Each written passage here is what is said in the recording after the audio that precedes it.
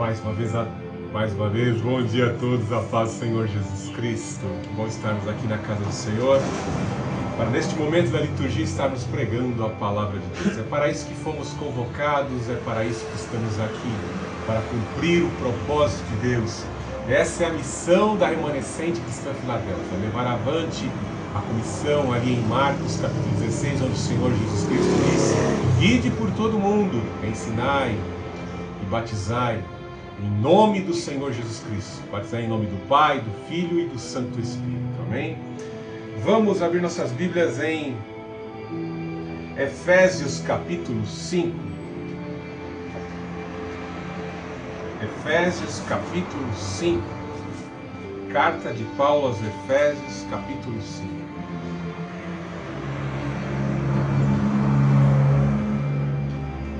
Vamos ler ali do capítulo 5, verso 3 em diante. Mas a impudicícia e toda a sorte de impurezas ou cobiça nem sequer se nomeie entre vós, como convém a santos, nem conversação torpe, nem palavras vãs ou chocarrices, coisas essas inconvenientes, antes pelo contrário, ações de graças. Sabei, pois, isto: nenhum incontinente ou impuro ou avarento, que é idólatra, tem herança no reino de Cristo e de Deus. Ninguém vos engane com palavras vãs, porque por essas coisas vem a ira de Deus sobre os filhos da desobediência. Portanto, não sejais participantes com eles, pois outrora ereis trevas, porém agora sois luz no Senhor. Andai como filhos da luz, porque o fruto da luz consiste em toda bondade, justiça e verdade, provando sempre o que é agradável ao Senhor. E não sejais cúmplices das obras infrutíferas das trevas, antes, porém, reprovai-as, porque o que eles fazem em oculto e só referir é vergonha. Mas todas as coisas, quando reprovadas pela luz, se tornam manifestas, porque tudo que se manifesta é luz. Pelo que diz: desperta, ó tu que dormes, levanta-te de dentre os mortos, e Cristo te iluminará. Invoquemos a presença do Espírito Santo. Ó Deus Santo, Deus Altíssimo, Senhor Jesus Cristo, Santo Consolador, te louvamos, te exaltamos, te engrandecemos nessa manhã. Como é bom estarmos aqui para te servir. Ó Santo Espírito, ilumina o nosso ser, ilumina, Senhor Jesus, a nossa mente, os nossos sentidos, para pregar a Tua palavra nesta manhã. Te suplicamos deste alimento que é orientação, deste alimento que é exortação, meu Deus, para que possamos estar, meu Deus, adequados, em condição, pelo sangue do Senhor Jesus e pelo Teu Espírito Santo, adequados a entrar ao Teu reino, tomar posse da eternidade. Em nome do Senhor Jesus Cristo, santifica o nosso ser.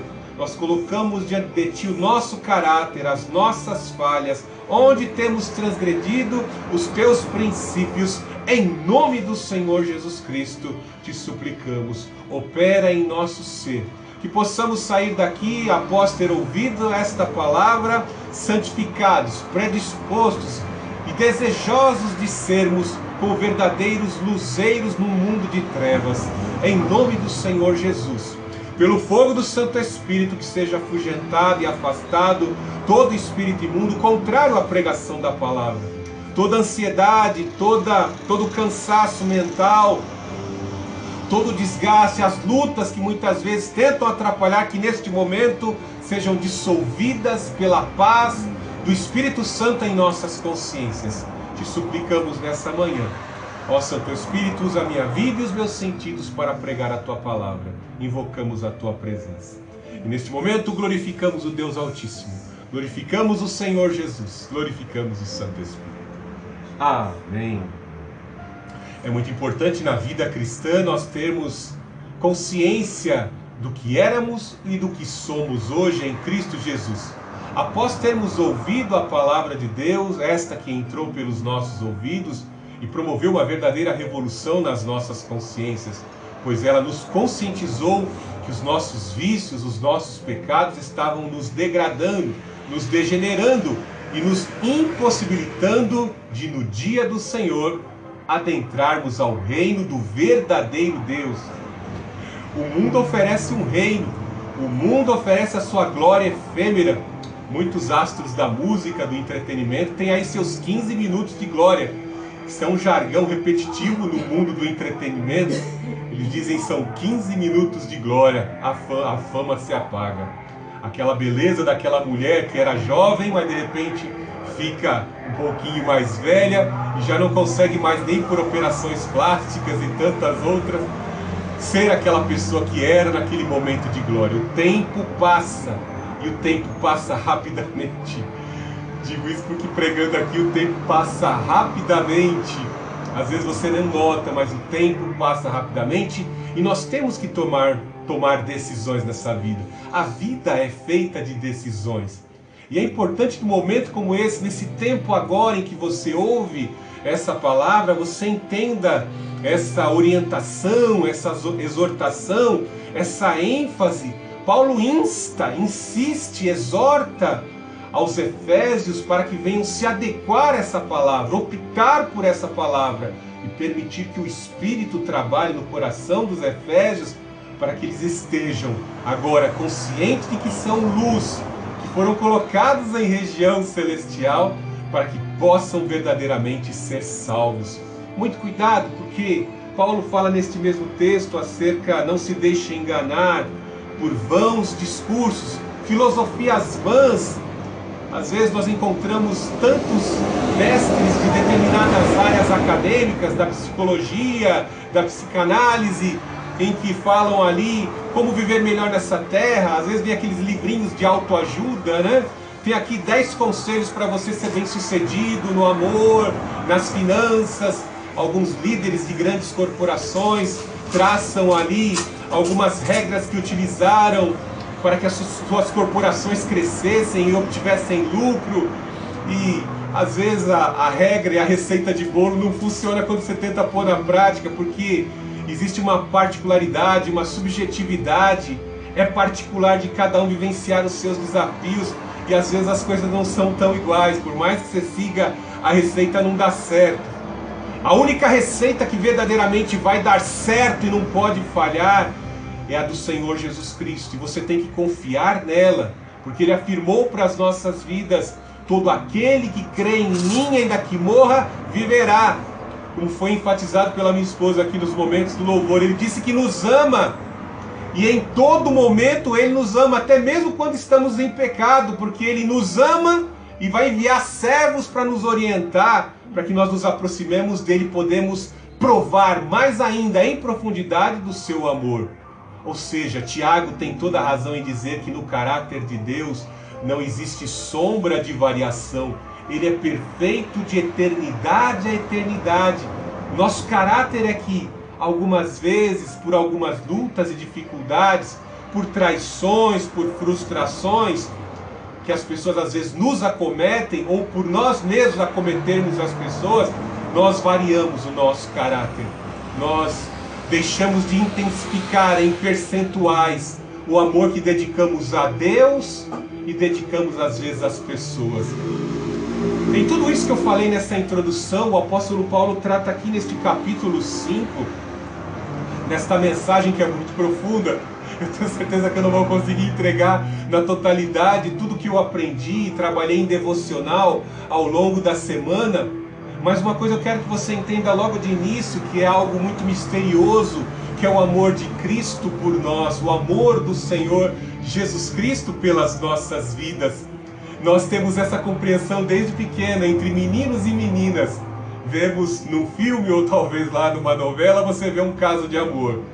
Um jovem que se apaixona por uma jovem e ele paga um preço para se casar com aquela jovem. Eles se casam, formam uma família. Nem sempre nas novelas tem assim, né?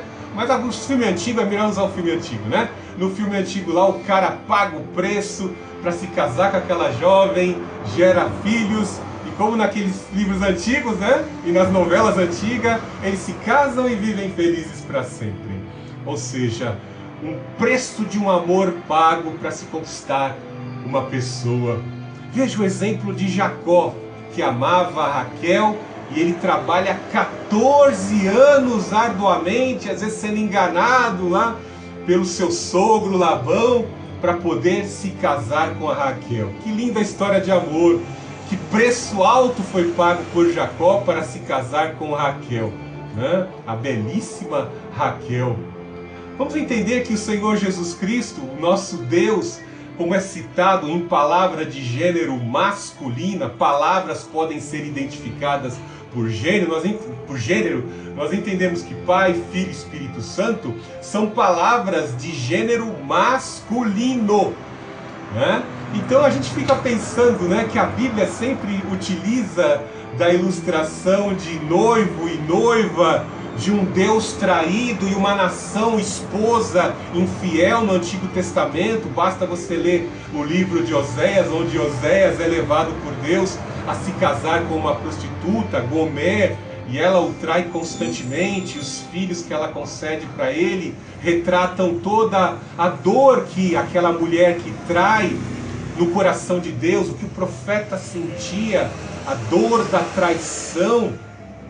Trazia em palavras para a compreensão dos da sua época, a nação de Israel, o quanto estavam ferindo o coração de Deus. Pois quando Deus resgatou o povo do Egito, houve um casamento ali no Sinai. Israel é a esposa do Deus Altíssimo. E a gente fica pensando, né? Será que Deus se casa? Né? E quando olhamos para o Senhor Jesus Cristo, que a igreja, o povo de Deus, Israel foi rejeitado, ainda é alvo do amor de Deus, mas Israel foi rejeitado, e agora vemos a igreja tendo a incumbência de testificar do Evangelho às nações, e vemos que a igreja é tratada por noiva. Vemos isso em Apocalipse, uma noiva adornada, pura, santificada, lavada no sangue do Cordeiro, né? Aí nós imaginamos, né? Será que Jesus vai se casar? Sim, ele vai se casar, ele está esperando essa noiva. E quem é essa noiva? Somos nós. É um mistério que estava incutido lá no Antigo Testamento.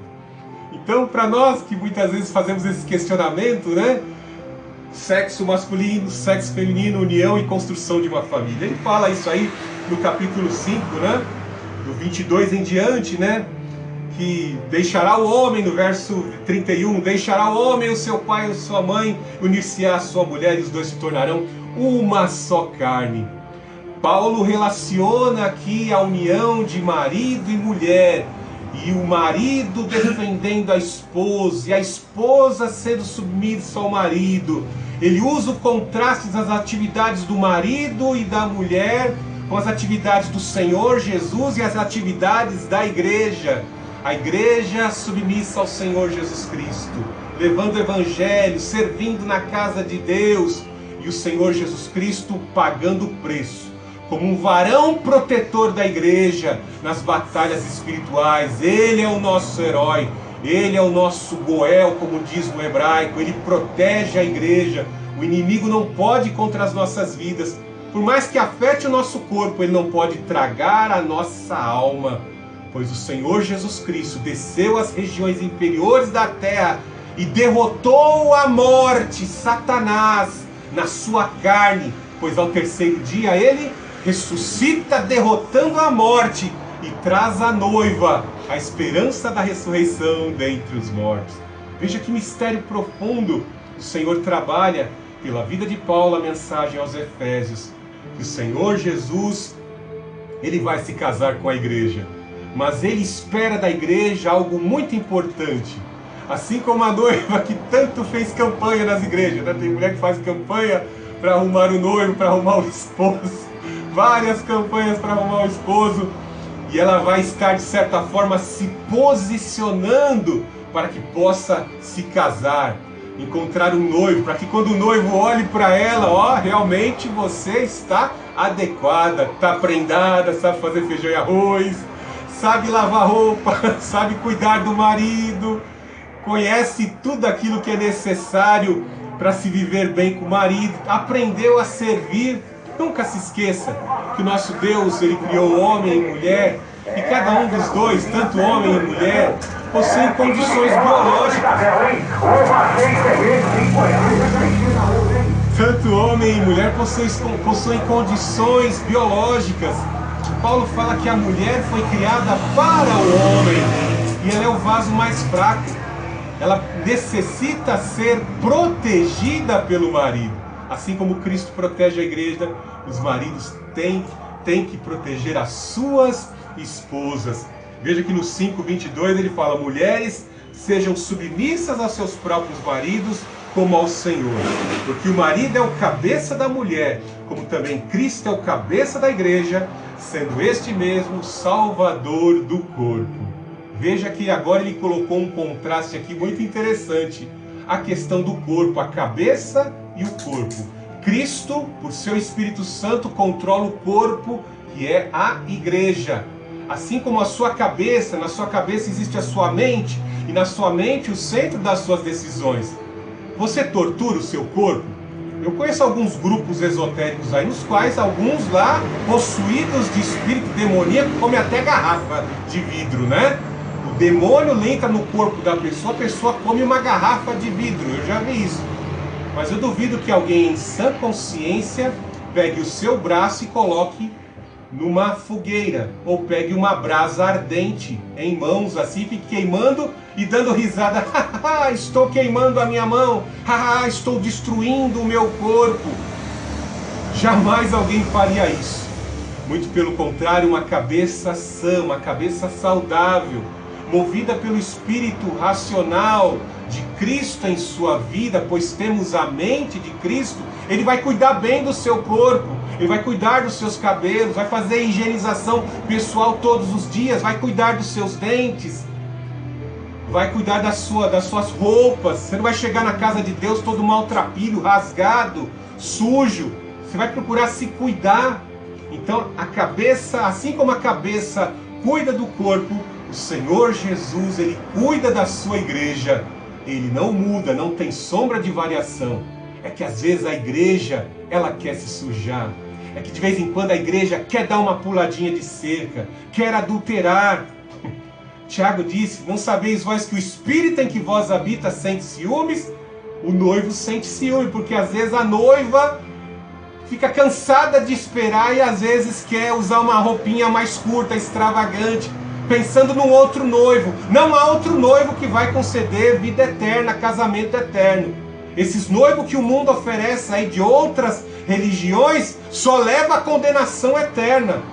O verdadeiro noivo que concede eternidade é o Senhor Jesus, pois ele foi o único que ressuscitou dentre os mortos e pagou um preço de sangue pela igreja.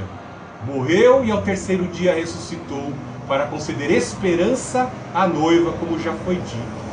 Então veja que para entrar no reino de Deus é necessário compreender esse mistério, compreender essa mensagem da grandiosa obra de Deus em Cristo Jesus por nossas vidas, o amor, o ápice do amor expressado na cruz do Calvário do próprio Deus, movendo-se em sacrifício na cruz do Calvário pelas nossas vidas, substitutivamente. Ele nos substitui na cruz do Calvário. Então vejamos que existem regras, existem orientações para a igreja de Cristo estar aguardando esse noivo, estar aguardando esse casamento. Veja a primeira orientação que ele traz no capítulo 5, verso 1. Sede, pois, imitadores de Deus, como filhos amados, imitadores de Deus. Quando pensamos o que Deus pensa, como Deus age, existem atributos incomunicáveis de Deus. Deus tem todo o poder, ele é onisciente, onipresente, eterno, imortal. Existem atributos que nós homens não possuímos. Somos limitados porque somos criatura. Paulo fala no capítulo 2, somos feitura sua em Cristo Jesus para as boas obras. Nós somos limitados, Deus é perfeito. E quando olhamos para a lei de Moisés, nós vemos, somos incompetentes. Qual é a finalidade da lei, se não mostrar o padrão de moralidade de Deus, que é elevadíssimo? Paulo, quando mostra esta lei para as nossas vidas, ele nos diz que todos somos pecadores e destituídos da glória de Deus estamos, não temos como nos salvar. Todos pecaram, todos estão condenados. Até mesmo os do Antigo Testamento, que por mais que se esforçaram como Daniel, Enoque que foi arrebatado, Elias que também foi arrebatado, todos transgrediram a lei porque são pecadores. Veja o salmista no Salmo 51, após ter cometido o adultério, seguido depois de homicídio, matando lá o seu fiel comandante para tomar a sua mulher. Veja que o salmista no Salmo 51 expressa: não retires de mim, ó Deus, o teu espírito, cria em mim, ó Deus, um coração puro, renova em mim um espírito reto. Minha mãe me concebeu em pecado. Nós viemos a este mundo e somos propensos a pecar, propensos ao erro. Paulo fala: quem nos livrará do corpo desta morte? Coisa terrível, nosso corpo é inclinado. Então é difícil imitarmos a Deus. Mas veja o que o apóstolo Paulo fala em sua audácia: sede meus imitadores como eu sou de Cristo. E aí, quando olhamos aqui no capítulo 4 da carta aos Efésios, nós vemos ali citando 5 ministérios, né? Apóstolo, profeta, evangelista, mestre, pastores, né? Paulo tinha os 5 ministérios em sua personalidade e todos os dons espirituais. Então Paulo tinha, de certa forma, um nível espiritual para dizer: ó, sede meus imitadores em todas as igrejas que eu fundei. Pode me copiar, porque se copiar a mim, vai ser salvo. Como eu sou imitador do Senhor Jesus Cristo. Está dando para você perceber que nós temos uma natureza inclinada ao mal. E talvez jamais conseguiremos ser perfeito como Deus é perfeito. Mas nós temos que ter o que Paulo tinha em seu coração: ser desejoso de prosseguir em conhecer, esforçados em obedecer ao Senhor. E aí você se torna o quê? Um imitador do Senhor Jesus, imitador do apóstolo Paulo, imitador do Senhor Jesus Cristo. É isso que ele requer de nós, porque este Deus que é impossível copiar, porque somos criatura, ele sonda as nossas mentes, ele sonda as nossas intenções, assim como ele sondou o sacrifício de Caim e Abel. Abel ofereceu com todo o coração, sentimento de adoração. O Senhor desce como fogo e recebe em holocausto a oferta de Abel. Mas o Caim, invejoso, cobiçoso, pegou lá as frutinhas mais podres, mais esmirradas e deu em oferta. O Senhor não desceu fogo, não houve aprovação, não aceitou o sacrifício de Caim. É isso que Deus faz com as nossas vidas. Ele sonda o nosso interior. Veja no capítulo 5, verso 2: e andai em amor, como também Cristo nos amou e se entregou a si mesmo por nós, como oferta e sacrifício em aroma suave. Veja as alusões, as comparações que o apóstolo Paulo está fazendo aqui no capítulo 5, 2. Primeiro ele fala andar em amor, em caridade. É difícil, né? Às vezes a gente tenta amar e quando a gente tenta amar demais, as pessoas às vezes nos exploram, nos humilham, nos levam às vezes a situações pesadas, porque às vezes algumas pessoas não têm noção dos favores que pedem favores acima da nossa competência, e às vezes a gente não sabe dizer não, nos colocam em situações embaraçosas. E às vezes as pessoas, depois de algumas pessoas se frustrarem tanto, algumas pessoas se fecham, se abstêm de fazer a caridade porque pensam que a natureza humana não tem que ser tolerada, são todos perversos, e a pessoa se isola. E não foi para isso que Deus nos chamou. Temos que entender que na igreja é uma espécie de hospital espiritual e moral. Não vai entrar aqui santarrão, não.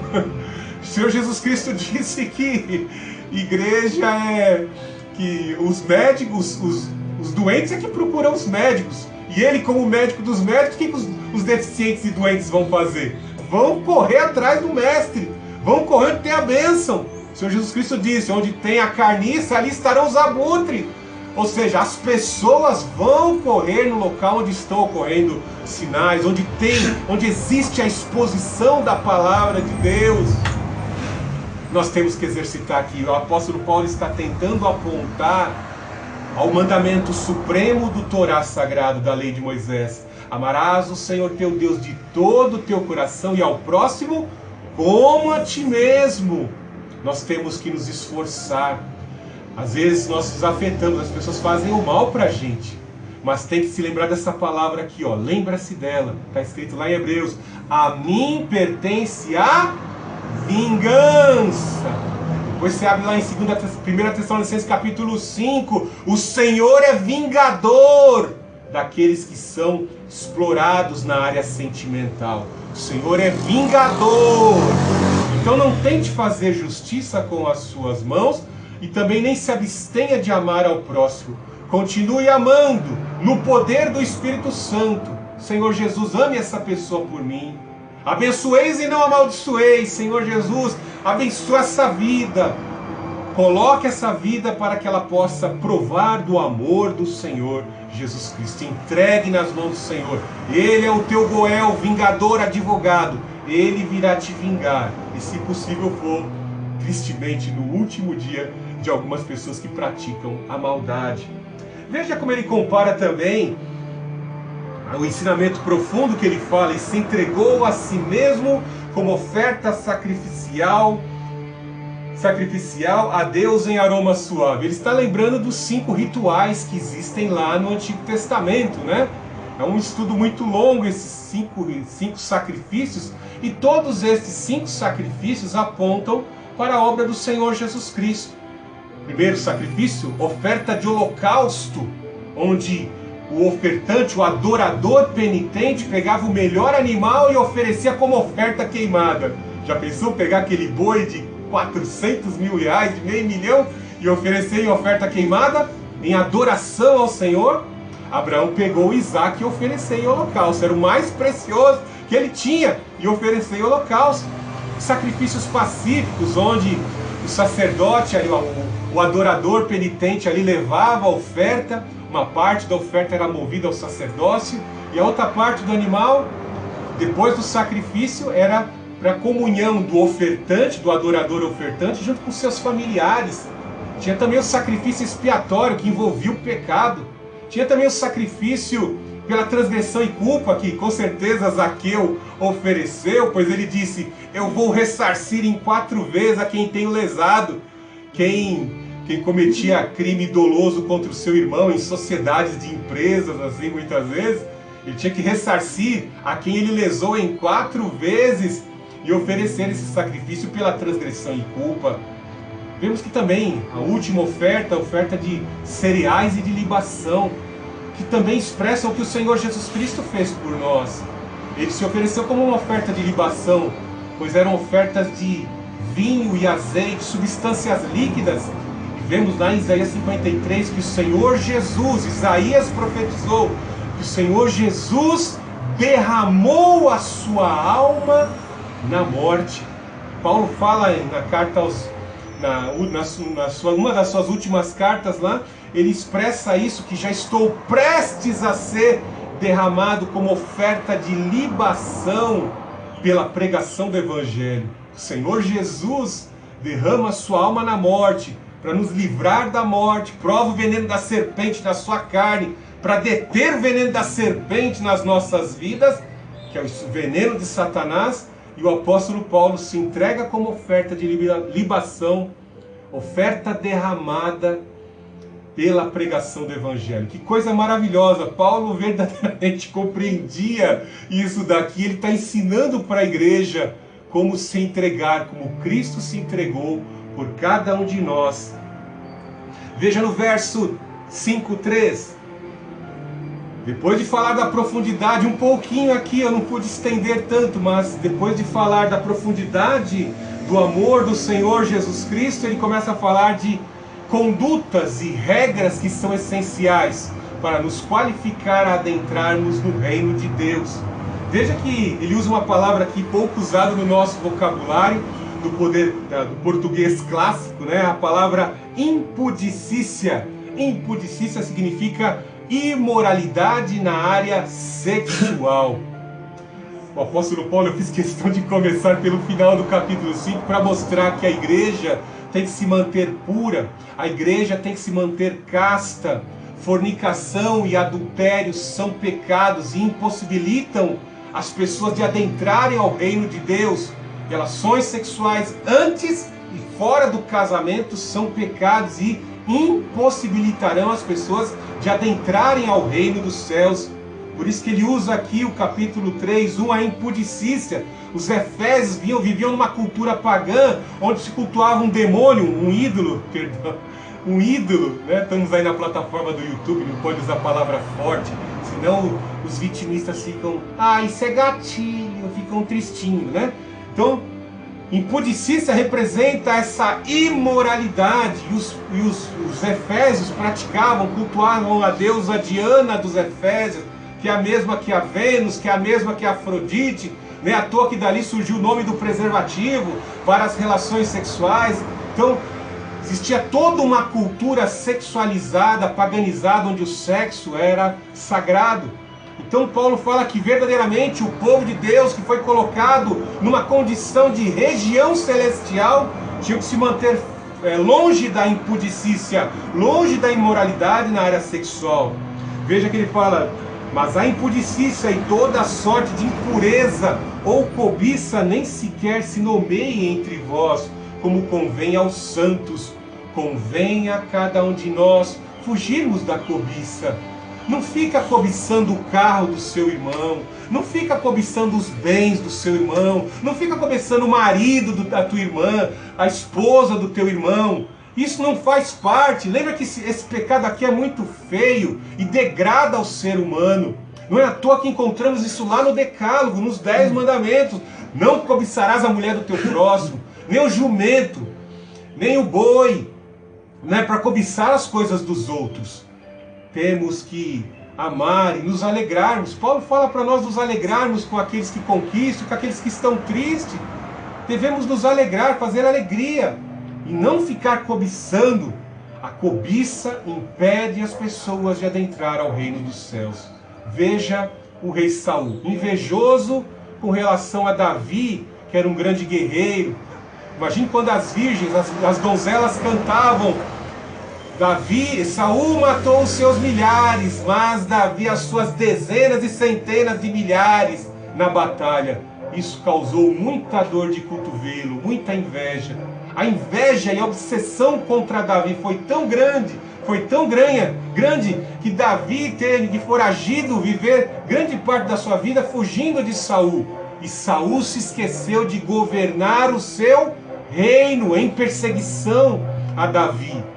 Deixou de cuidar da sua casa, de cuidar das coisas do reino de Israel, para ficar correndo atrás de Davi. Pegou o mistério aqui? Vamos falar como os pentecostais. Pegou o mistério? Olha o mistério aí. Se você ficar invejoso com o teu irmão, cuidando da vida do teu irmão, isso até rima. Quer arrumar um problemão? Fique cuidando da vida do teu irmão. Vá cuidar da tua vida. Vá cuidar como Saul do seu reino, das coisas